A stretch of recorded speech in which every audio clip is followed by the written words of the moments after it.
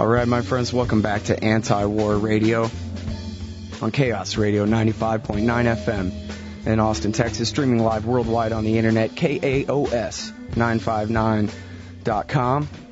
And for the last couple of weeks here, we've been going over Ron Paul's reading list. We've talked with Chalmers Johnson. We've talked with Michael Scheuer. I'm not going to bother with the 9/11 Commission report, but last on the list that Ron Paul gave Rudy Giuliani to read was Dying to Win, The Strategic Logic of Suicide Terrorism. It's by my next guest, Robert A. Pape, Professor of Political Science at the University of Chicago. Welcome to the show, sir. Great pleasure to be here. Oh, it's good to have you here. And now you know that Ron Paul has cited you as providing evidence for his position. Do you agree with him?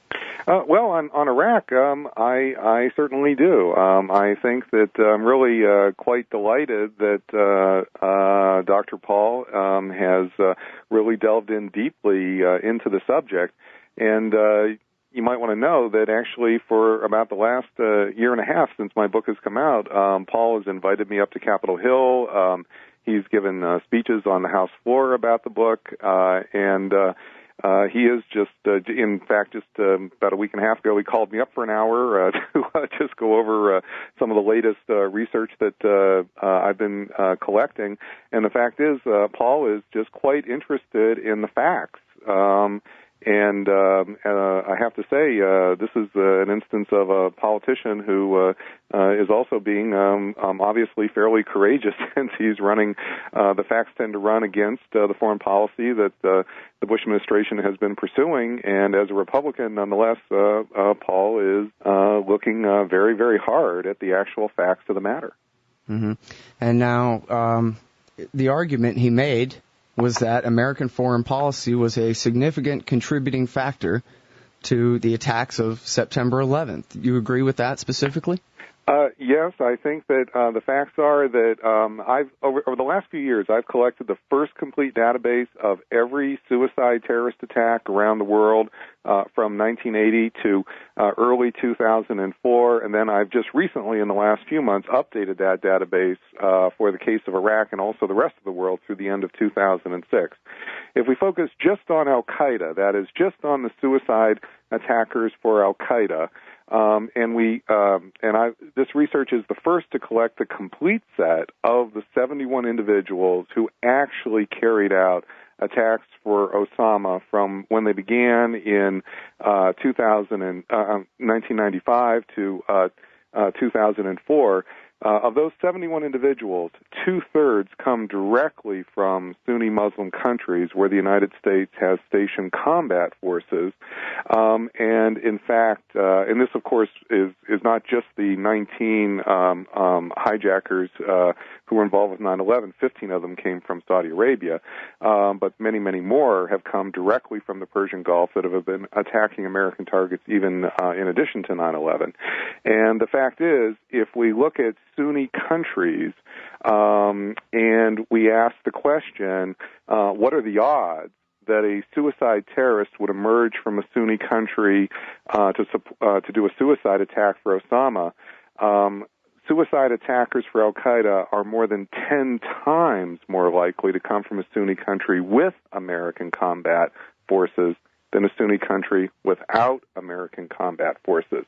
Mm-hmm. And I'm afraid that this leads to a conclusion that's fairly hard for some people to hear, but what this means is that the presence of American combat forces on the Arabian Peninsula probably increased the risk of suicide attacks by Al-Qaeda, including 9/11, over 10 times.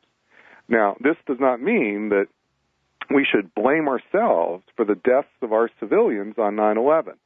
Suicide terrorism is murder, and there's nothing that our combat forces did when they were stationed on the Arabian Peninsula that would justify the murder of our civilians. But nonetheless, we should not overlook that what recruits suicide attackers for Osama better than anything else, his best mobilization appeal, is the presence of American and Western combat forces on the Arabian Peninsula. Okay, and that really nails it down right there, because if we accept the war party's assertions about bin Laden and Zawahiri. These guys are pure evil. They have a satanic religion, ideology of death and destruction and nihilism and hatred for everything good, true, and beautiful. And you could never say, anything to describe them or their personalities besides that. They are pure evil. Now the question is, why does anyone follow them? That's exactly right. You see, even I don't doubt for a moment that the leaders of Al-Qaeda might have their own personal and maybe even evil reasons for wanting to attack America. That's not really what matters so much here. What matters is how Al-Qaeda can recruit suicide attackers to kill us. You see, suicide terrorists for Al-Qaeda and just in general are walk-in volunteers. They're not longtime members of the organization. This is true all around the world, and it's also true for Al-Qaeda. Al-Qaeda does not cook up suicide attackers in a madrasa, like Frankenstein monsters, so to speak. They actually are walk-ins who basically walk in, and sometimes little groups will self-organize and walk in to try to find and hook up with Al-Qaeda leaders. But the fact is, it's more of a bottom-up phenomenon, as it is generally speaking. And what that means is that what really matters is what are those circumstances which make it the case that those volunteers actually come forward. And what the data shows is that there's one circumstance which is head and shoulders above others. It's when there is foreign combat forces on territory that the terrorists prize.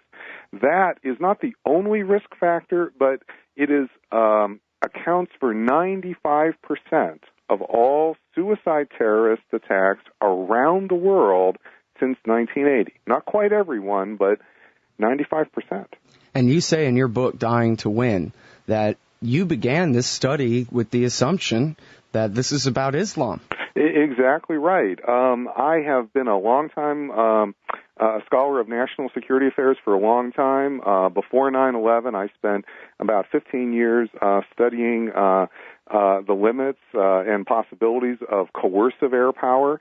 I've actually spent 3 years teaching for the U.S. Air Force in the 1990s, and I got started on this by on 9/11 itself, when I was brought on a lot of media shows, talk shows, to answer questions about casualties.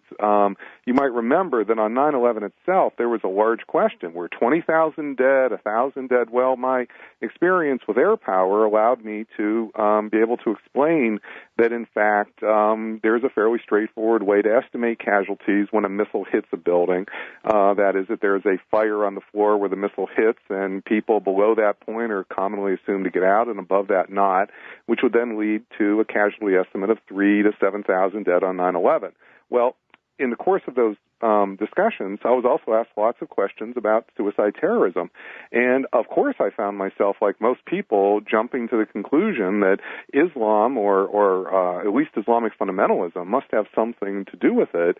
But the fact is, I also realized that these questions were hard to answer because our data was so thin and partial.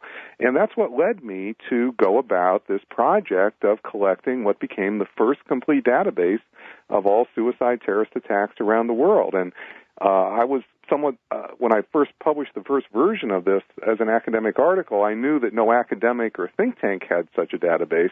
I was somewhat surprised in 2003 when I was contacted by our Department of Defense and I discovered that, in fact, Britain and the United States and other countries around the world had been tracking ordinary terrorism going back decades, starting in the mid-'70s, but that we hadn't begun to track suicide terrorism until 2000. And so as a result, they were quite eager to get the data, which I gave them. And in fact, even despite some of the conclusions of the study, the Defense Department has been one of the funders of the update and expansion of the database, which is the basis for Dying to Win.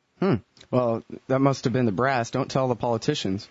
Well, it's really quite a thing. It's important to see that there are a lot of folks in government, and this is also true on Capitol Hill. I've been on Capitol Hill 4 times. I've talked to probably 40 of our 535 senators and representatives.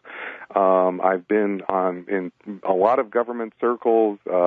briefings to the CIA, FBI. In fact, I'm going to brief the FBI again on Monday in Cleveland. The NSA, just a month and a half ago, the 3rd Infantry Division that was heading off to Baghdad, they asked me to come and give their officers a briefing on the causes of suicide terrorism just 2 weeks before they went to Baghdad. And the fact is, although some of the conclusions from the patterns of suicide terrorism around the world can be startling and obviously politically controversial, the folks who are really trying to come to grips with this, including the 3rd Infantry Division going to Baghdad as part of the surge, they find that they really need to know the facts. And it's important because if they're going to go into a conflict and if their presence is one of the very likely causes of suicide terrorism, they need to know a fair bit about that and don't want to be sticking their heads in the political sand here because that's one way to lose your head. Now, has terrorism expert Rudolph Giuliani called you for one of these briefings? No, I'm afraid. No, that hasn't happened, and I'm not quite expecting that. I have to say I was really a bit surprised even when Ron Paul decided to push this so far forward, because I knew that Paul knew a lot about the facts of the matter. And I want to say Republicans aren't the only one. In the summer of 2005, Bill Clinton was kind enough to put my book on his top 5 for his summer reading. Oh, really? And that was really quite an honor as well. So I don't want to paint this as either a Republican or a Democratic issue. I think that this is more an issue of there are some politicians, and we can sort of tell by the politician who are really interested in getting to the facts of the matter, which means sometimes going outside of Washington and looking to see what kind of research is being done independently of what's happening inside of Washington. And Bill Clinton and Ron Paul are politicians who do that, and they seem to do that on a lot of issues. I'd really like to see Bill Clinton's blurb. It's all my fault. I left the troops in Saudi Arabia for 8 years, and I got 3,000 American civilians killed on 9/11. Well, Read I don't this remember book. him saying that. Yeah, well. But I do think that it's important that, at least my experience in the last 18 months, when the cameras are not on, it's a very different sort of reception. And this is true in the United States. I 6 months ago I went to Australia for 2 weeks, and there I not only did things in the media, but also ended up going to the their Houses of Parliament and giving briefings to their defense and intelligence committees. These are some of the most senior politicians in Australia. And the fact of the matter is, when at least the cameras are not on, I'm often really quite pleased to see the seriousness with which elected officials and other folks in government really come to grapple with the actual facts of the matter. And I was really delighted to see that Paul was willing to put this forward in a very public way, right in the center of the Republican presidential debate. And I think it's terribly helpful to have the debate focus on some of the core issues here we're going to have to wrestle with as a country. Now tell me, why did you focus on suicide terrorism rather than just blowing up bombs in general or what have you? Well, the reason is because 9/11, the deaths of 3,000 really could not have been caused without suicide attack. We had an ordinary terrorist attack against the World Trade Center in 1993 against the very same towers.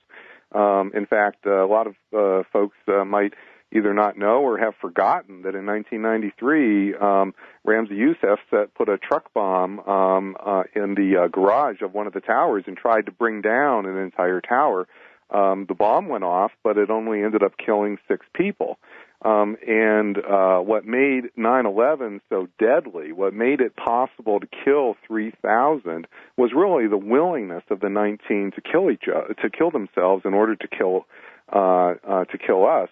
And that meant that it was really important to focus rather concretely, like a bit of a laser, on suicide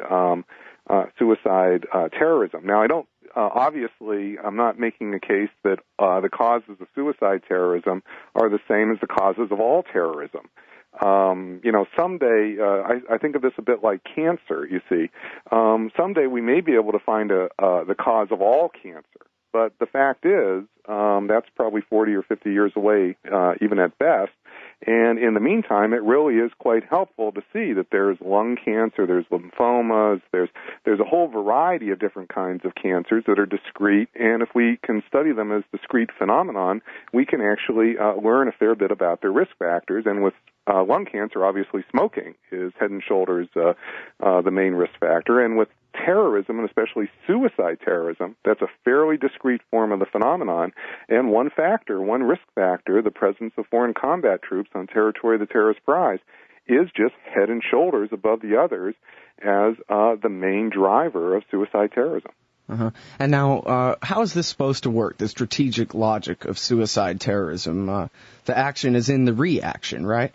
That's exactly right. You see, the core purpose of a suicide attack is not to die. That's actually the easy thing to do. The core purpose of a suicide attack is to kill, and to kill a large number in the target audience, or to cause so many deaths in such a public way that the target audience will put pressure on their society in order to cause the government to change its policy and remove the foreign combat troops that are at issue. And so a good example of this was the Madrid attack in March 2004. You see, we actually have an al-Qaeda strategy document for the Madrid calling for attacks against Spain.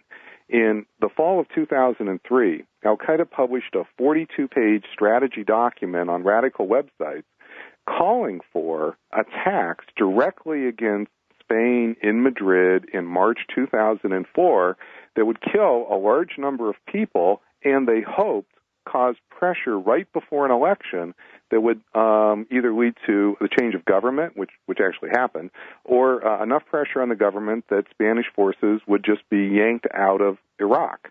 And that logic of trying to take an action which has a coercive effect, a political effect, in order to cause the government to pull out those combat forces, is in fact the core reason why terrorist groups are moving towards suicide attack. Mm-hmm. And you say that this is also, these are always directed against democracies. I think the last time we spoke a couple of years ago, you said that, in China they have problems with Muslim extremists, et cetera, but they don't bother with suicide bombings in China because it won't push the Politburo. The Politburo really couldn't care less, whereas in the West, a democracy can be mobilized to react pretty quickly. That's exactly right. And so what we're seeing are suicide campaigns against American forces, against Israeli forces.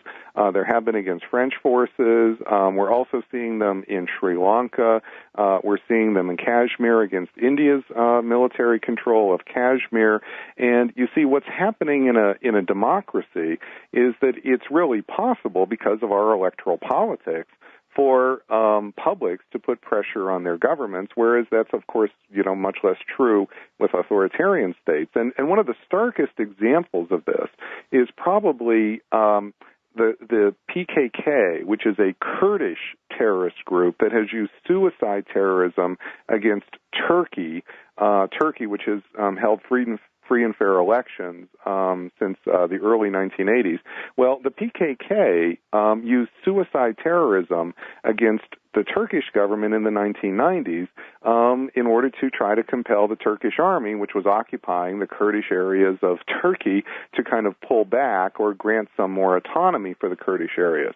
Well, just a few miles away in Iraq, Saddam Hussein was far more brutal toward Iraq's Kurds. He was exterminating them.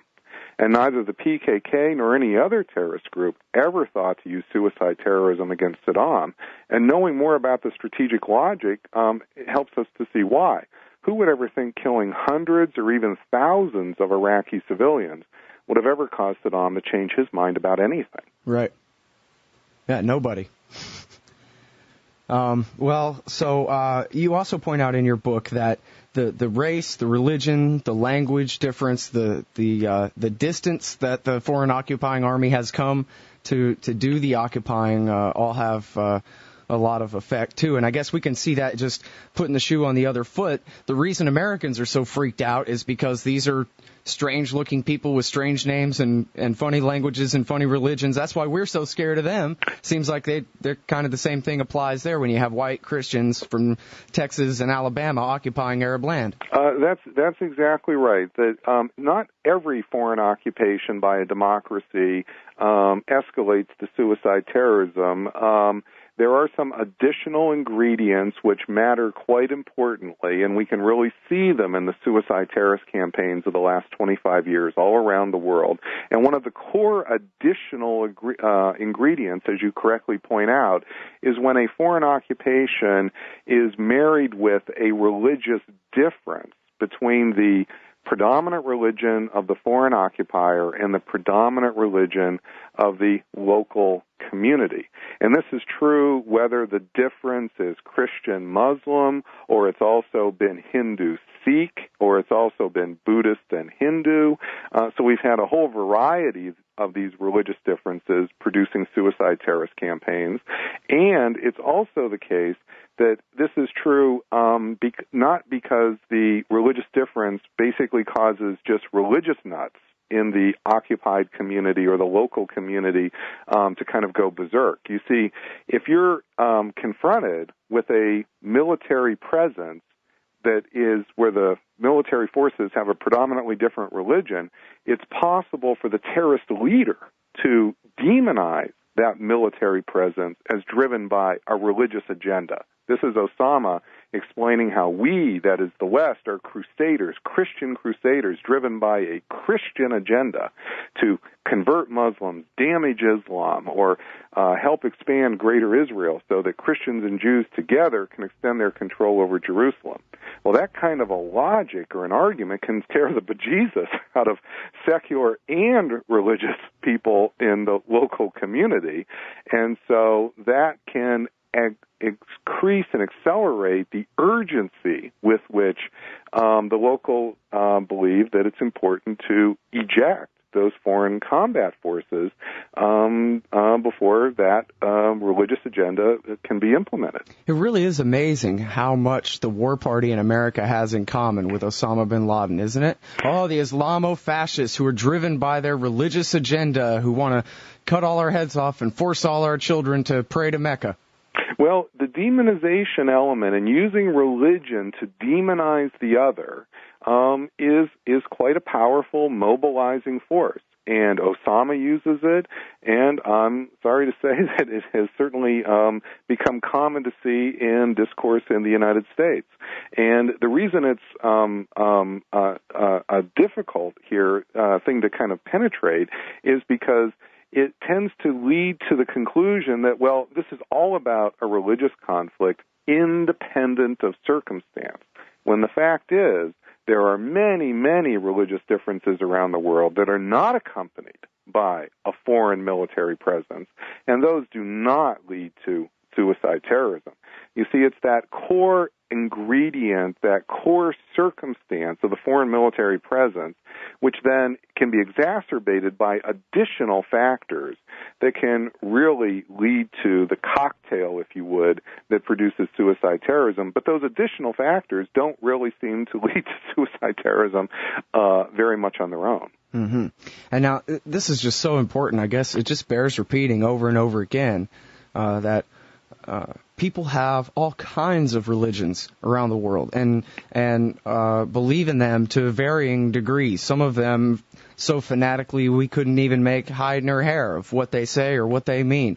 Exactly right. And yet, we have a number of cases where we have Muslims and Christians who are side by side, living peacefully, and sometimes where there's actually conflict, but no suicide terrorism, such as in Nigeria. Nigeria is a great case where we have here a very large pool of Muslims, many of them quite radical. In fact, many of them Salafi, the brand of Islamic fundamentalism that Osama hews to. But none, and there is conflict in Nigeria. That's probably one of the reasons why our oil prices keep jerking up and down. But the fact is, we don't have any suicide terrorism occurring there. If we were to find a foreign military presence going to Nigeria, then I think that there's a good chance that would likely change. Well, and Sudan's on the list too. Tell me about Sudan. Well, Sudan is another case here where you see what's happening is that once you understand the causes of suicide terrorism, this tells us some things, and not all of them are music to the ears of different parts of the political spectrum. So, for instance, especially for folks in the war party or the group that's pushed for Iraq, the conclusions that suicide terrorism are really driven by foreign military presence, well, they're obviously unhappy because that means that we're losing the war, or the war on terrorism is heading south for the good reason, which is we're waging it on this faulty premise, and the premise that we're waging on is actually making the problem worse. Well, in the case of Sudan, I'm afraid there's an opposite unhappy truth here, which is, you see, a lot of people would like to send an army to Sudan or a military force to Sudan to try to suppress a lot of the ethnic cleansing and the humanitarian abuse that's occurring there, and there's no doubt that's real. So I don't mean to minimize that for a moment, but it is important to see that I'm afraid the conclusions here don't bode particularly well for such an intervention, especially by Western Europe or the United States or countries that would have a religious difference from Sudan. And so even if we believe that we would be coming for purely innocent goals, I'm afraid the foreign military presence plus a religious difference would produce the conditions that could enable terrorist leaders to recruit folks to come and kill us. Which just goes to show that ideas have consequences, and that as long as we wage this war on terrorism, so-called, based on the false premise that these people just hate us for our freedom, I guess we have two choices: either get rid of our freedom or just keep invading country after country. And this is ultimately, as Michael Scheuer says in his article for antiwar.com today, this is putting the American people in danger. It's certainly the case that the longer we remain on the Arabian Peninsula with combat forces, the greater the risk of the next 9/11, 7/7, or Bali bombing or worse. And the fact is, we have to take seriously what is the enemy's best recruitment appeal. How does the enemy recruit? And when Osama gives speeches in order to recruit, he doesn't talk about 72 virgins. His statements, his appeals for suicide attackers to come to kill us focus on the abuses that are occurring in the Muslim countries where there are American and Western combat forces. And this is not only true of Osama, some of the most famous al-Qaeda leaders, but other tools of al-Qaeda that some of the listeners may not be quite as familiar with. Perhaps the poster child for al-Qaeda's recruitment or efforts to recruit homegrown suicide attackers in the United States, Britain, and Australia is Adam Gadahn. Adam Gadahn is 29 years old. He's an American citizen. He was born in Riverside, California. Adam his father was Jewish. When he was very young, the family converted to Christianity, and Adam decided to convert to Islam when he was a teenager. Well, since 1998, Adam Gadahn has been living with Osama in Afghanistan, or now Pakistan, and just last summer, he has begun to issue recruitment videos trying to recruit suicide attackers to kill us, and his main recruitment appeal from beginning to end does not talk about 72 virgins or the pleasures of a martyr. It's all about reacting to, it's a sympathetic appeal based on the plight of Muslims that are under foreign military occupation in Afghanistan and especially in Iraq. Mm-hmm. And now Paul Wolfowitz, I guess famously again now, told Vanity Fair magazine in May of 2003 that one of the benefits of invading Iraq and occupying Iraq is that now we can move our bases out of Saudi Arabia. And yet I'm not so sure that moving some bases to Iraq and some others to Qatar and Bahrain and other states on the Arabian Peninsula is going to really mollify bin Laden all that much. Does the Al-Qaeda organization recognize British-drawn borders from the 1920s? No, they don't, and you put your finger right on the core issue. You see, the whole concept of Saudi Arabia for Osama and for many Muslims on the Arabian Peninsula is just reeks of imperialism, because it's the British who drew the borders between Saudi Arabia and Yemen after World War I. And what's the case is that Osama and those following him and many others on the Arabian Peninsula just simply reject those borders and think they don't constitute separate nationalisms. This would be a little bit like if Britain today would try to explain to Georgia they're not really part of the United States, they're really different than Virginia, or Virginia is really different than New York, because we have to remember that originally the borders of Virginia and Georgia, Massachusetts, New Hampshire, these were drawn by the British, and we threw the Brits out, and then we decided, it took a few years, we didn't do this at first. We had first the Articles of Confederation, but then we decided to form the United States, which over time has made, is viewed as American. That is wholly an identity separate from what the British drew. Now, that's not to say there aren't some people who, of course, have some fondness for Virginia over New Hampshire and over New York. I don't mean to, go so far as to say those differences don't matter at all, but you can see that this is very different. If the British come in and draw the borders and then expect that somehow you're supposed to adopt the nationality that some foreigner has imposed on you, this is, in fact, likely to really to the reverse. Right, and, well, look at September 11th. How many Americans said, that was just New York that got bombed. We don't care about that. Exactly right. Nobody. This was a galvanizing event that brought the entire country together, and in fact, even to this day, even though many folks in sort of the media, and I also think some politicians have been expecting that, in fact, the effects of 9/11 would wane fairly substantially, and of course it recedes a bit from public view, but the memories are actually fairly powerful memories, and they form the basis of our consciousness as Americans. Mm-hmm. Now, what about blowback for Osama bin Laden, too? You can't send guys around blowing up trucks and killing civilians all over the place without having your own problems result from that. Well, and in fact, we actually know that Osama is very sensitive to this, and this is one of the reasons Osama is an especially difficult opponent. You see, Osama is just, I don't mean to say he's a genius with 160 IQ, but he's just simply smarter than the average enemy that we have gone up against. I sort of wish we're sort of more in the Saddam or Milosevic category, where they make mistakes and so forth that we can take advantage of, but Osama, one of the things that's important to note is that in his writings and in his strategy documents, he's thinking about the issue of blowback. And one of the places we saw this best was in the summer of 2005, al-Zawahiri, bin Laden's number 2, sent Zakari, that is the terrorist leader in Iraq, a 12-page single-spaced letter. And that letter said that you must prepare for the Americans to leave over the next few years.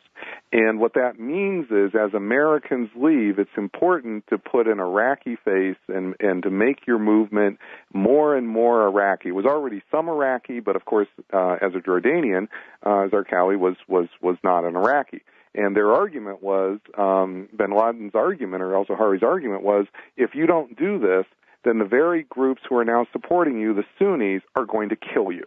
They're going to kill you because the fact of the matter is, and this is them speaking, the Sunnis are supporting you in order to have the foreigners leave, not to just embrace another set of foreigners. And what happened is Zarqawi, just 9 months later, apparently was able to restrain himself, and it was tips from his very own people that led us to get the coordinates to kill him. Mm-hmm. And now we see that local Sunnis are fighting al-Qaeda right now in Iraq. That's exactly right. And you see, we've seen this many times before, and I suspect that Osama has studied a fair bit of these previous suicide terrorist campaigns. Let's take Hezbollah in the 1980s. Well, you see, when American forces left in 1984 after the suicide terrorist attacks against us, and French forces left after suicide terrorism against them, and then Israel began to pull back to its this little buffer zone. What happened after 1986 is there was a bit of a mini war here, a civil war between Amal, which was another guerrilla group, and Hezbollah. These are two Shia groups in southern Lebanon who fought each other and killed thousands of each other. And the reason was because what was holding them together, what was unifying them, was the presence of those foreign combat forces. And when the foreign combat forces either left altogether or receded fairly greatly, what that tended to do was bring out the differences between them. One was more religious, the other was more secular.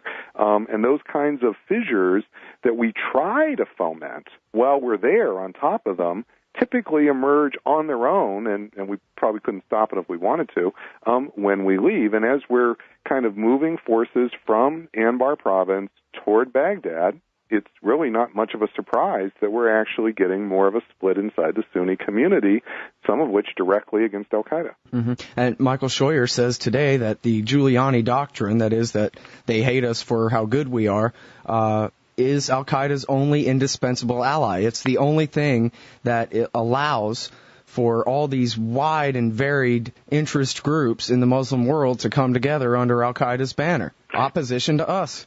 Well, and you can see this in the Sunni Triangle in Iraq is a good example of this. There are now 13 different insurgent groups in the Sunni Triangle, 4 of which are using suicide terrorism. And they differ on numerous dimensions. Some are nationalists, some are religious, some only take Iraqis, some take Iraqis and foreigners.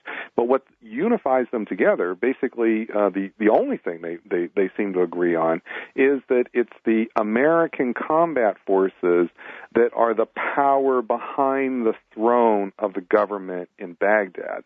And so what they believe is that if the American combat forces left, then in fact the government in Baghdad would collapse.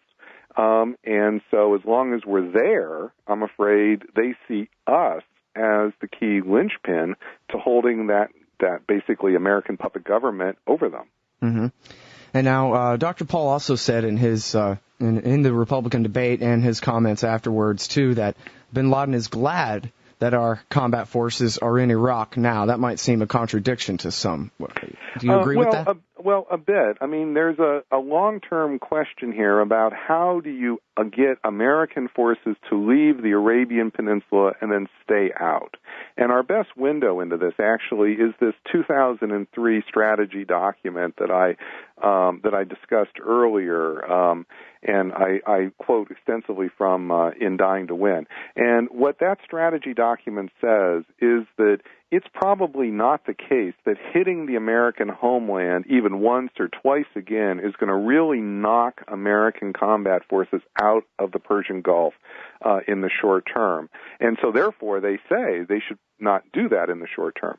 Instead, the idea was that they should try to use American combat forces that are there to mobilize more suicide attackers to kill us, and to use those, at least in the next over the last few years, to strip America of its military allies, to hit Spain, to hit Britain, to kill Australians, in order to make it the case that it's American forces more and more and more on their own that are bearing the burden of the problem, which will then, at some later point in time, make it possible for them to come back to either attack us here or just have the economic weight that's of that failed presence drive us out. I have an article here by Brian Ross from May 5th. New tape, Al-Qaeda number 2 wants 200,000 to 300,000 U.S. dead in Iraq. He was asked in an interview what he thought of the now dead timetable benchmark bill that the Democrats were trying to push through Congress, or at least supposedly were trying to push through Congress. And Zawahiri answered, "This bill will deprive us of the opportunity to destroy the American forces, which we have caught in a historic trap. We ask Allah that they only get out of it after losing 200,000 to 300,000 killed, in order that we give the spillers of blood in Washington and Europe an unforgettable lesson." So they've drawn us in. They slapped us in the face with September 11th to draw us in, bog us down, bleed our treasury dry, run our army into the ground, and then force us out for good. That's exactly right. And I'm afraid that what's happening with the kind of the persistence, the idea that we should just stay and die ad infinitum, I'm afraid is just working directly into Al-Qaeda's game plan. And the reason is because eventually the American public, like in Vietnam, is probably just going to want to pull the plug. That is, that eventually, if we just pursue a failed and failing strategy over and over and over again, what we're setting ourselves up for is a Vietnam-like defeat where eventually the American public lurches us out. And this is probably the worst of all possible worlds here in the Persian Gulf. Not simply because it would embolden terrorists. I'm not sure that they would come. There's no evidence that they would launch offensive suicide terrorism against us to try to march on Washington. But I think that, in fact, it really is the case that we need some kind of a military strategy to stabilize the Persian Gulf, to secure our interests and access to oil. I don't mean conquering countries, but we need some sort of a minimal foreign policy connected with the Persian Gulf that we didn't really need in in Vietnam. In Vietnam, we really could walk away and completely abandon the area, basically isolate an isolationist policy toward Vietnam. That's really not a possibility in the case of the Persian Gulf, at least wouldn't be a happy one. And that's why I've been suggesting, and actually Paul has also been agreeing, that what we need is a policy of offshore balancing. This is a more minimal foreign policy. This is a foreign policy that does not rely on ground forces on the Arabian Peninsula, and to the extent it does rely on military forces, they're air and naval forces, but what it principally relies on are alliances, political, economic, and diplomatic alliances with states on the Arabian Peninsula, and uses a lot of our soft power advantages to much better effect. So that's how to fight the real war on terrorism, then, is not send the military in to do regime change after regime change and turn countries into democracies, whatever that is, but instead as in the words of Philip Giraldi, a former CIA counterterrorism officer, ramp this whole thing down.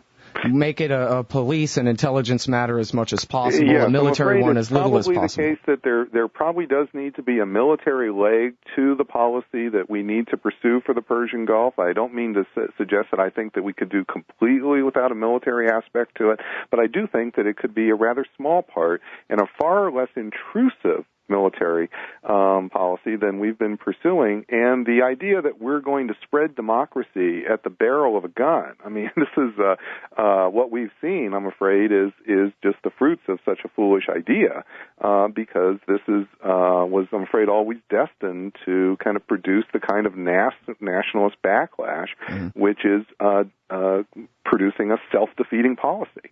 And in fact, it's funny because the policy isn't really based on they hate us for our freedoms. The policy is based on they hate us because they don't have freedom. And in fact, I think Bush even admitted, we've had this policy of propping up dictatorships, and it's created all this tension against us, and so then the solution was to change the regimes and make them better. Well, that's true, and as you've seen over the last few years in Iraq, we actually have had the political track of democracy going forward. The fact is there have been elections. The fact is the members of Parliament who are elected, except for those that we have insisted that the Parliament accepts, have actually been elected in reasonably free elections, certainly better than many people expected. And the problem here has not really been an issue of the values of the local populations toward freedom and democracy. The question here really has been, do you want Uncle Sam determining not just creating a condition, but actually determining your government. And I'm afraid over the last few years, we've had a hard time keeping our hands out of the micromanagement game. All right, we're all out of time. Thanks very much for yours. Been a pleasure being here, Scott. Robert A. Pape, professor of political science at the University of Chicago, author of Dying to Win, The Strategic Logic of Suicide Terrorism.